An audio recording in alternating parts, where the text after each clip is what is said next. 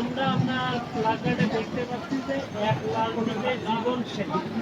তো এই কথাটা লেখার কারণ আসলে আসসালামু আলাইকুম রহমতুল্লাহ বারাকাতুহু। আমি মোহাম্মদ নাজমুল তারেক। এক লাল টিপে জীবন শেষ মানে এক মিথ্যা ব্লেম, যে টিপ পরানে গালাগালি দিছে, এই মিথ্যা ব্লেম ছড়িয়ে আমাকে চাকরিচ্যুত করেছে, আমার জীবনটা নষ্ট করে দিয়েছে। এই প্রেক্ষিতে আর কি, যে এক লাল টিপে জীবন শেষ। আর মূলত ঘটনা সম্পর্কে আমি একটু ধারণা দিই আপনাদের। ঘটনাটা 2022 সালের 2 রোজার ঘটনাটা। রাজধানী ফার্মগেটে আলোচিত টিপকাণ্ডে চাকরিচ্যুত কনস্টেবল আমি। টিপকাণ্ডটা আসলে একটা মিথ্যা ব্লেম, কারণ আমি ওই দিন শনিবার নিয়োগ পরীক্ষা থাকার কারণে সিজন পয়েন্টে উল্টে আসার চেষ্টা করি, এবং উল্টায় আসায় পথে এক ভদ্রমহিলা মোবাইলে কথা বলতে বলতে এসলি তা আমার লুকিং গ্লাসের সাথে ধাক্কা লাগছিল। লাগার পরে উনি আমাকে গালাগালি করতেছে যে বাসটার তুই উল্টা গেলি খান। তা আমি পোশাক পরা অবস্থায় বিষয়টা আমি এড়াই যাওয়ার চেষ্টা করি এবং নমনীয় হয়ে সরি বলে যখন চলে আসার চেষ্টা করি, সেই মুহূর্তে আমার পোশাকের ইউনিফর্মের শোল্ডার ব্যাস ধরে আমাকে টেনে ফেলে দিয়েছিল ঘটনাস্থলে। পড়ে যাওয়ার পরে আমি আমার বাইক উঠিয়ে চলে এসেছি, কিন্তু তার 3 দিন পরে doctor Lata Samaddar, theatre and মিডিয়ার শিক্ষক, সুপরিকল্পিতভাবে বাংলাদেশের সাম্প্রদায়িক একটা গুজব বলবো আমি, এটা গুজব রটাইছিল যে এক দাড়িওয়ালা মুসলিম পুলিশ, দাড়ি টুপি পরা পুলিশ তাকে টিপ পরানে গালাগালি দিয়েছে, যেটা সম্পূর্ণ মিথ্যা, ভিত্তিহীন। এবং এর প্রেক্ষিতে জাতীয় সংসদে সুবর্ণ মোস্তফা মিথ্যাচার করেছিল আমাকে নিয়ে, সংসদের মূল্যবান সময় নষ্ট করে আমার বিরুদ্ধে মিথ্যাচার করেছে। এবং আমার যে প্রত্যক্ষ সাক্ষী নাইম, সেও ঘটনায় সম্পর্কে বলছে যে আমি তাকে ফেলে দিতে দেখেছি, কিন্তু টিপ বিষয় কোনো কটূক্তি সে বলি নাই। তাহলে আমার কোনো সাক্ষী নাই, প্রমাণ নাই, তারপরও ফ্যাসিবাদী সরকারের আমলে জোর করে আমাকে চাকরিচ্যুত করেছে, এবং আমি আজও পর্যন্ত সেই চাকরি ফেরত পাইনি। প্রেক্ষাপট চেঞ্জ হওয়ার পরে আমি আবার তৎকালীন যারাই আমার বিরুদ্ধে বিদ্বেষ, শুধু আমাকে না, গোটা বাংলাদেশ পুলিশ বাহিনীকে নিয়ে যে বিদ্বেষ ছড়িয়েছে, তাদের বিরুদ্ধে আমি মামলা করেছি।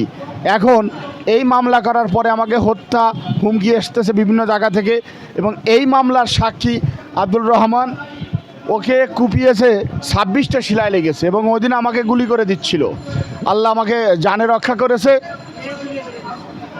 স্থানীয় ফ্যাসিবাদের সন্ত্রাসী গ্রুপ।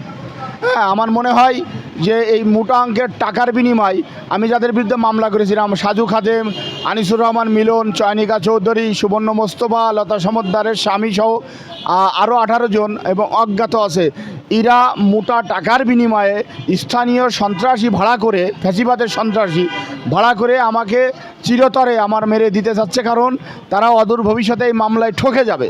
এই জন্যই তারা পরিকল্পিতভাবে আমাকে হত্যা করতেছে, যাতে আমি যদি মামলার বাদী, আমাকে হত্যা করলে তো মামলার কোনো অস্তিত্ব থাকবে না। এর আগে আমরা আপনার সুপ্রিম কোর্টে দেখছিলাম, তো সুপ্রিম কোর্ট থেকে আপনাকে কি ফলাফল দিচ্ছে? আসলে মূলত সুপ্রিম কোর্টে আমি ওই যে একটা মামলা করেছিলাম, ওই মামলার বিষয়ই আমার বিজ্ঞ আদালত আমলে নিয়ে শেরেবাংলা নগর থানাতে তদন্ত দিয়েছে। আর চাকরি ফেরত পাওয়ার জন্য 5 তারিখের পরে আমি আবেদন করেছি, এবং আমি এর মধ্যে পুলিশের সর্বোচ্চ প্রধান আইজি স্যারের সাথে আমার সাক্ষাৎ করার সুযোগ হয়েছে। আমি তাকে সাক্ষাৎ করেছি এবং সরাসরি বলছি যে স্যার, আমি একটা মজলুম, আমার কোনো দোষ নাই, আমি নিরপরাধ, আমার চাকরিটা কেন দিচ্ছেন না?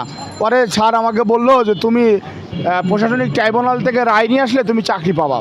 এখন প্রশাসনিক রায় পাওয়ার অপেক্ষায় আছি, কিন্তু এই টিপকাণ্ডে তারকাদের বিরুদ্ধে মামলা করার পরে আমি আসলে নিরাপত্তাহীনতায় ভুগতেছি। এই রাষ্ট্র আমাকে নিরাপত্তা দিতে পারতেছে না।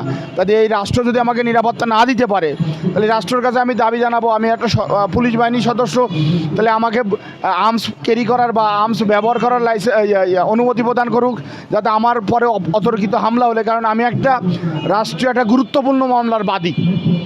তৎকালীন যখন এটা ভাইরাল হয়েছিল, বর্তমানেও ভাইরাল ঘটনাটা, তাহলে আমি একটা গুরুত্বপূর্ণ মামলার বাদী, আমাকে মেরে ফেলতেছে, আমার সাক্ষীকে গুলি করে দিচ্ছে, তাহলে এই রাষ্ট্র তো আমাকে নিরাপত্তা দিতে ব্যর্থ হয়েছে। তা আমি তাহলে আমার অস্ত্র লাইসেন্স দিন। আর আজকে প্রেস ক্লাবে আসার উদ্দেশ্য, আমার চাকরিতে পুনর্বহাল করতে হবে অবিলম্বে, না হলে লাগাতার অবস্থান কর্মসূচি চালানো হবে, আর প্রয়োজনে প্রতিটা জেলায় আমি আমার আন্দোলন শুরু করে দেব। আর এই যে আমার উপরে এবং আমার সাক্ষীর উপরে যে হামলা, এদেরকে বিচার এবং 26টা সিলাই, চাইনিজ কুড়েলের কোপ, তারপরেও কেন মেডিকেল অফিসার রিপোর্ট নর্মাল দিল।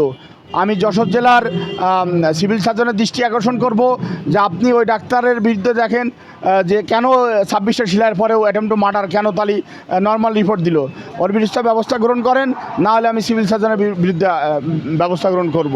এবং আমি নিরাপত্তাহীনতায় ভুগতেছি, এই রাষ্ট্র আমাকে নিরাপত্তা প্রদান করতে ব্যর্থ হচ্ছে। এবং ফ্যাসিবাদীর সময় সবচেয়ে বড় আলোড়ন সৃষ্টি হলো টিপকাণ্ড, এবং সেই আজকে যদি বৈষম্য ছাত্র ফসল হয় এই সরকার হয়, তাহলে তা আমারটা আগে হওয়া উচিত ছিল। তাহলে আমি কি করে বুঝবো যে ছাত্র বৈষম্যর ফসলের এই সরকার? আমি তো দেখতেছি ফ্যাসিবাদের সময় লুটপাট করেছে, আর এখন 7 মাসে তারপর দ্বিগুণ পরিমাণে লুটপাট করতেছে। তাহলে আসলে বাংলাদেশে আমরা জনগণ হলো মজলুম, আমাকে জনগণের কেউ দেখে না, সবাই সবার আহার গুছানোর চেষ্টা করতেছে। তা আমি আইনের প্রতি শ্রদ্ধাশীল, আমি একটা দাবিই করব, অবিলম্বে আমার চাকরিতে পূর্ণ বহাল করা হোক এবং আমার নিরাপত্তা প্রদান করুক। আমি প্রধান উপদেষ্টা ডাক্তার মোহাম্মদ ইউনূস স্যারের দৃষ্টি আকর্ষণ করব যে স্যার আমার নিরাপত্তা প্রদান করেন, প্রয়োজনে আমি আইজি স্যারের দৃষ্টি আকর্ষণ করব, হয় সশস্ত্র পুলিশ দেন, না হলে অস্ত্র রাখার অনুমতি দেন। আর আমার সাক্ষী সহ আমাকে হত্যা করবে, আজ হোক কাল হোক, যে কোনো সময় আমাকে হত্যা করে দেবে। আমি আপনাদের মাধ্যমে বলে যেতে চাই, আমার যদি কোনো রকম কোনো কিছু হয়, এই অ্যাক্টর ফ্যাসিবাদের যারা অ্যাক্টর আছে এদেরকে আপনারা কখনোই ছাড়বেন না, তাদের বিচার অবিলম্বেই করবেন ইনশাল্লাহ।